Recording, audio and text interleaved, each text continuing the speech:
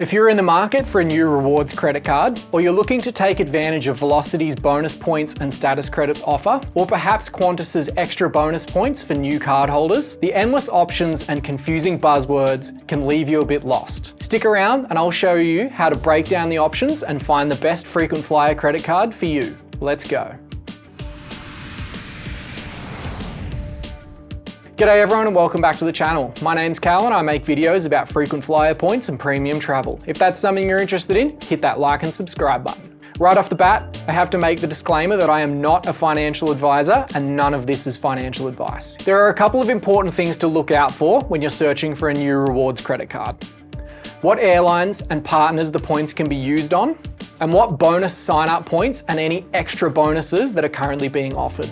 Those extra bonus points I'm talking about might be something like this. If you're watching this before the 29th of February, Qantas are currently offering an extra 30,000 Qantas points on top of the card points for first-time cardholders. If you're swinging the way of Velocity, you have until the 31st of March to apply for a new card to be eligible for either 30,000 bonus Velocity points or 200 status credits. If you want to find out more about airline status, click the video in this link now. Now, if you're chasing rewards credit cards for frequent flyer or membership rewards points, you'll know that they usually carry an annual fee. These fees are generally unavoidable, but there are a few things you can do to make that fee work for you. When choosing a new card for these purposes, you really need to keep an eye on these key metrics. Bonus sign-up points. You want to find a card with good bonus sign-up points. You don't want to waste your time applying for a card and jumping through all the hoops for a sign-up bonus of less than maybe 40,000 for direct earn credit cards. Points per dollar earned. You'll want to look for a card that has at least 1 point per dollar earned.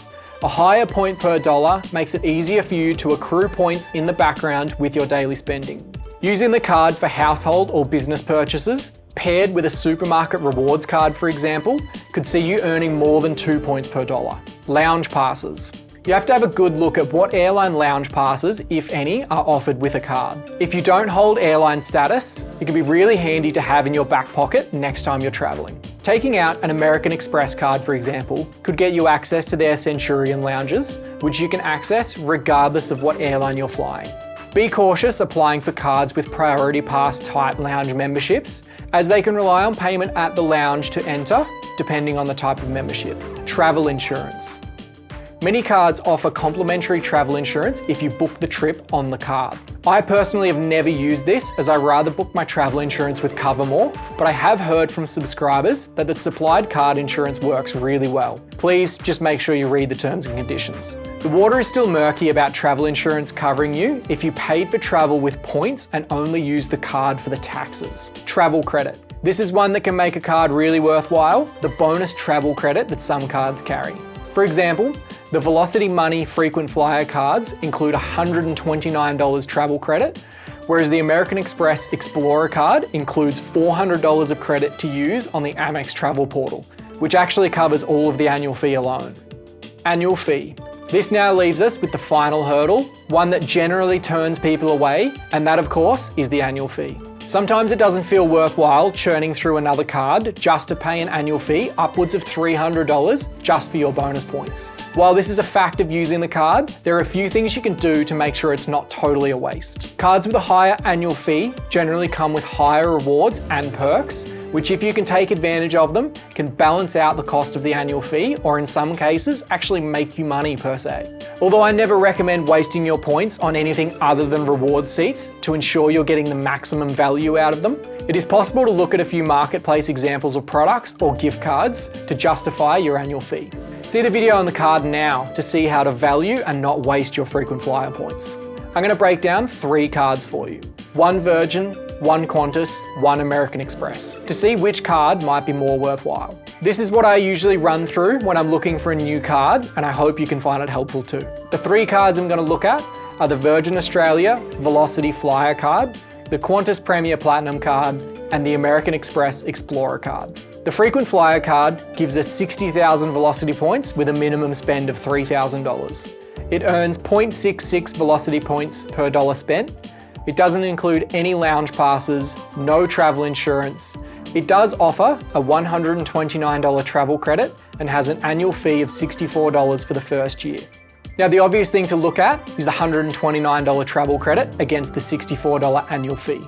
By taking out this card, you're essentially getting $65 travel credit for free. The 60,000 velocity points and a few extra could get you a one-way business class ticket from Melbourne to Singapore for 67,000 points, worth around 3,000 Australian dollars, or could be exchanged for $300 in Coles gift cards. You can see which of these has the most obvious value, but it does show that you can make up for the annual fee pretty quickly if you just buy gift cards. With the total value of the card going down the gift card option being positive $365. The Qantas Premier Platinum card offers 80,000 Qantas points with a minimum spend of $3,000. 1.5 points per dollar on international spend and 1 point per dollar domestically.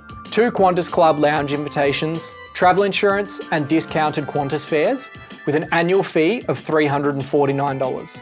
Now, the discounted fares aren't really much to write home about, with 20% once a year off domestic business or 10% off economy, but the lounge passes and travel insurance certainly are. It's hard to find the exact price of Qantas Club lounge passes as they can't be bought directly at the door, but if we assume the same as most other airlines at around the $50 range, these 2 passes chop down your annual fee from $349 to $249. A comprehensive travel insurance policy through Qantas Travel Insurance for 2 people for 7 days in the USA is around the $220 mark. And those 80,000 Qantas points could get you a one-way business fare with Emirates from Melbourne to Singapore for 75,000 points, or be exchanged for $300 worth of Woolworths gift cards. This makes the value of the card with the gift card option positive $271. The American Express Explorer card offers 50,000 membership rewards points with a minimum spend of $4,000.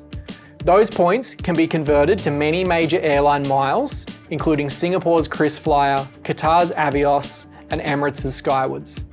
The card earns 2 points per dollar spent, comes with 2 Centurion lounge passes, complimentary travel insurance, and a $400 Amex travel credit with an annual fee of $395. It's pretty easy to see that just by using the travel credit, you're actually making $5 on the annual fee. It doesn't look like you can buy Centurion lounge passes, but you can pay for extra guests at $50 each. That's another $100 on top of the annual fee saved. If we assume the same as the Qantas Premier for the travel insurance, that's another $220.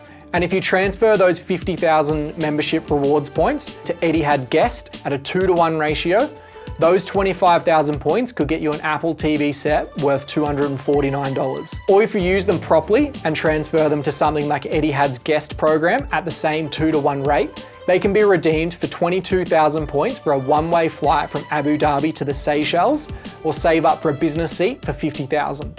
This makes the value of the card with the gift card option positive $575. So there we have it. If you take all of this into consideration next time you're looking for a rewards credit card, you'll be well on your way to mastering frequent flyer points and making them work for you. Until next time, see you at the pointy end.